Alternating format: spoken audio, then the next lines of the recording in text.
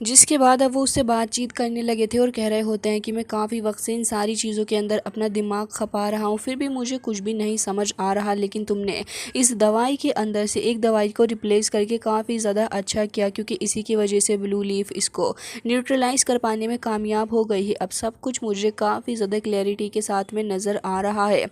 हालांकि अब यहाँ पर जैसे ही सिस्टम के थ्रू उन्हें पता चलता है कि अब सब कुछ एकदम ही ठीक हो गया है, तो अब यहाँ पर वो काफ़ी ज़्यादा खुश होते हैं और कह रहे थे कि ये फॉर्मूलेशन मुझे बहुत ही ज़्यादा पसंद आया, तो अब मैं इसको सेव कर लूँगा। जिसके साथ ही उन्हें काफ़ी ज़्यादा खुशी हो रही थी, क्योंकि अब इसके बाद तो यहाँ पर उन्होंने जो कुछ भी सोचा था वो काफ़ी ज़्यादा सही था। ऑल्सो ये चीज़ बहुत ही ज़्यादा इंपॉर्टेंट काम के लिए वो करवा रहे हैं। साथ ही यहाँ पर अपना ये बूफैन भी खुश हो रहा था, लेकिन तभी यहाँ पर ओल्ड मैन काऊ पूछ रहे होते हैं कि ब्रदर, मैंने आपसे आपका फुल नेम नहीं पूछा। जिसके साथ ही अब यहाँ पर ये बूफैन से ये भी पूछते हैं कि मुझे ये बताओ कि आखिर आपने ये सब कुछ कहाँ से लर्न किया, क्योंकि वाकई में ये चीज़ बहुत ही ज़्यादा एक्स्ट्रा ऑर्डिनरी थी मिस्टर काऊ के लिए कि आखिर एक यंग मैन कैसे इतने सारे एंशियंट चीज़ों के बारे में जानता है। लेकिन तभी ये बूफैन कह रहा होता है कि मेरा फुल नेम ये बूफैन है, साथ ही मेरे मास्टर जो है वो एक काफ़ी ज़्यादा अलग पर्सन है, वो इस वर्ल्ड से काफ़ी ज़्यादा दूर है और यहाँ पर इस वर्ल्ड के अफेयर्स के अंदर उनका बिल्कुल भी इंटरेस्ट नहीं। जिसके बाद मिस्टर काऊ समझ जाते हैं कि लड़का अपने मास्टर का नाम नहीं बताना चाहता है, ना ही उसके मास्टर को चाहिए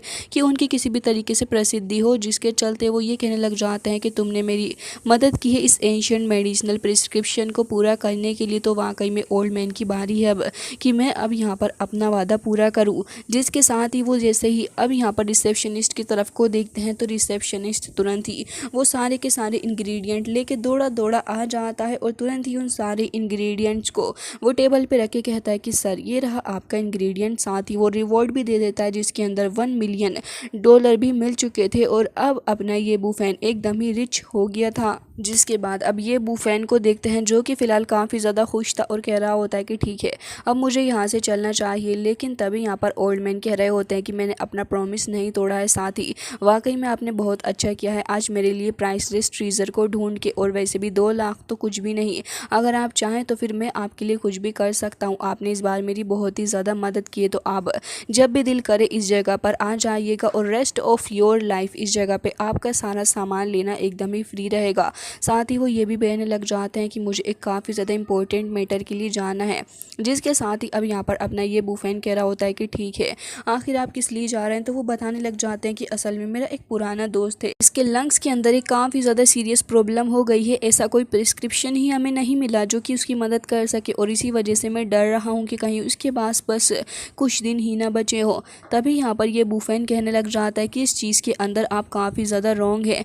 वैसे आपको क्या लगता है कि एंशिएंट मेडिसिनल प्रिस्क्रिप्शन उस बंदे की हेल्प कर सकता है उसके डिजीज़ को क्योर करने के लिए? ऐसा बिल्कुल भी नहीं होगा। ये सुनने के बाद तो मिस्टर काऊ हैरान थे और कह रहे थे कि आखिर ऐसा कैसे हो सकता है, मैंने तो सारी मेडिसिनल बुक्स के अंदर पढ़ा है कि रिकॉर्ड के अंदर इस तरीके का एंशिएंट मेडिसिनल प्रिस्क्रिप्शन किसी भी तरीके की बीमारी को ठीक करने में मदद करेगा। लेकिन तभी यहाँ पर अपना ये बूफैन उसको करेक्ट करते हुए कहने लग जाता है कि असल में आपने गलत पढ़ा है। इसका मतलब ये है कि लास्ट लेवल पर जो लोग होते हैं, मतलब कि मौत के एकदम ही क्लोज, तो ये उनकी मदद करता है, उन्हें क्योर नहीं करता, असल में सिर्फ उन्हें दर्द से राहत देता है। ये सुनने के बाद ओल्ड मैन की बैंड बज चुकी थी और कह रहे होते हैं कि लेकिन ये प्रिस्क्रिप्शन तो मुझे लगा था कि काफ़ी मदद करेगा मेरी। लेकिन तभी अपना ये बूफैन कहने लग जाता है कि नहीं, सिर्फ इस सेंटेंस का मतलब इतना ही था कि यहाँ पर पेन रिलीफ देगा, इससे ज़्यादा कुछ भी नहीं। ये सुनने के बाद ओल्ड मैन काफ़ी ज़्यादा डिसअपॉइंटेड हो जाते हैं, लेकिन तभी यहाँ पर अपना ये बूफैन उन्हें होप दे रहा था और कह रहा होता है कि अगर आप चाहें तो फिर उनका जो डिजीज़ है वो क्योर हो सकती है, मेरे पास में इसके लिए कुछ आइडियाज़ हो सकते हैं।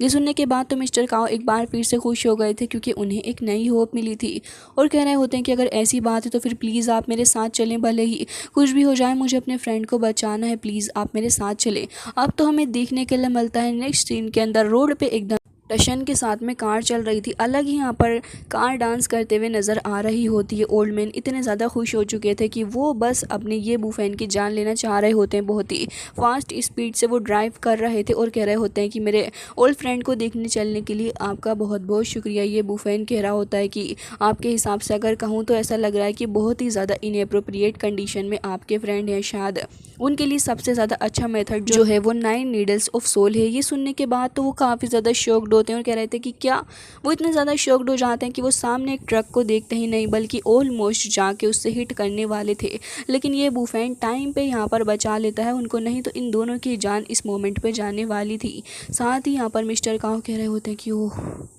बच गया मैं। जिसके साथ ये कह रहे होते हैं कि ये बुफेन आखिर आप इस मेथड के बारे में कैसे जानते हैं, क्या आप सच में इसके बारे में इतना ज़्यादा नॉलेज रखते हैं। तभी ये बुफेन कह रहा था कि क्यों, क्या आपके कोई इसके बारे में क्वेश्चन है। तो वो ये कहने लग जाते हैं कि एक्चुअली तुमने क्लेम किया है कि तुम इस मेथड का इस्तेमाल कर सकते हो, तो मुझे ये मेथड जो है वो बहुत ही ज़्यादा ख़तरनाक लग रहा है, क्योंकि ये तो कोई नॉर्मल मेथड है ही नहीं, और अगर ये ख़राब हो गया तो इसके चलते तो पेशेंट की जान भी जा सकती है। क्या सच में तुम एक डिसेंडेंट हो एंशिएंट मेडिसिन के। लेकिन तभी यहाँ पर ये बुफेन सोचने लग जाता है कि नहीं, ऐसा कुछ भी नहीं है, आप तो बस इसे कुछ ज़्यादा ही बड़ा चढ़ा रहे हैं। तभी वो उन्हें बताने लग गया था कि असल में जो सोल रिटर्निंग वाइन नीडल टेक्निक होती है इंडीडी नरिश करती है सोल की को, और साथ ही यहाँ पर मेरिडियंस की भी काफ़ी हेल्प करती है ये। तभी यहाँ पर मिस्टर काओ कह रहे थे कि अगर ऐसी बात है तो फिर चलो मेरे फ्रेंड के घर, और एक बार फिर से वो ड्राइव करने लग जाते हैं और इसी मेथड के बारे में वो बात कर रहे थे और कह रहे होते हैं कि अब तो मुझे ऐसा लग रहा है कि मेरा फ्रेंड एकदम ही ठीक हो जाएगा, और वाकई में है फैमिली आपकी बहुत ही ज़्यादा शुक्रगुजार रहेगी कि तुम इतना सब कुछ उनके लिए कर रहे हो। तभी ये बुफेन पूछता है कि आखिर ये है फैमिली है कौन। तभी वो कहने लग जाते हैं कि वो बहुत ही ज़्यादा पावरफुल फैमिली है, और वो जो उस फैमिली का ओल्ड मैन है वो काउंटलेस मिलिट्री अचीवमेंट को हासिल कर चुका है कंट्री के अंदर, उसका बहुत ही बड़ा नाम है। इसके अलावा उसके 3 सन हैं और तीनों ही अलग अलग फील्ड में बहुत ही ज़्यादा अच्छा कर रहे हैं, और इन लोगों की माइकन सिटी के अंदर एक बहुत ही ज़्यादा अच्छी पहचान है। और ये भी कहने लग जाते हैं कि उसकी लिटिल ग्रैंड डॉटर जो है वो बहुत ही ज़्यादा हॉट टेम्पर्ड है और बहुत ही ज़्यादा ख़तरनाक भी। साथ ही वो ये कह रहे होते हैं कि अब अगर तुम उनके साथ में काम करोगे तो फिर यहाँ पर काफ़ी ज़्यादा अच्छा रहेगा। ओल्ड मैन जो है डिप्टी कैप्टन रह चुका है सिटी के अंदर, पूरी की पूरी क्राइम पुलिस टीम यहाँ काम करती है। तभी यहाँ पर वो बहुत ज़्यादा एक्साइटेड हो गए थे, एक बार फिर से एक्सीडेंट होने वाला होता है। ये बुफेन उन्हें रोकता और कह रहा था कि ओल्ड मैन पहले घर लेके चलो, ऐसा लग रहा है कि तुम मुझे रास्ते में ही मार डालोगे। हालांकि इसके बाद हमें देखने के लिए मिलता है कि ये लोग अब घर की तरफ को आ चुके थे। वो कॉल करके कहता है कि देखो मैं बाहर आ गया हूँ और अपने साथ किसी को लेके आया हूँ। दोनों ही कार से उतर जाते हैं और अब ये लोग फ़िलहाल जाने वाले थे मिस्टर हे के पास में, जिसके साथ ही यहाँ पर उनका एक लड़का आ जाता और कह रहा था कि अंकल मैं आपका काफ़ी वक्त से इंतज़ार कर रहा था, फादर की हालत तो बहुत ही ज़्यादा वर्स होती जा रही है, प्लीज़ चल के हमारी हेल्प करें। तो वो कहने लग जाते हैं कि अब तुम परेशान मत हो, क्योंकि मैं यहाँ पर अपने साथ में मिस्टर बुफेन को लेके आया हूँ और ये हमारी मदद करेंगे, क्योंकि बहुत ही ज़्यादा पहुँची हुई चीज़ है।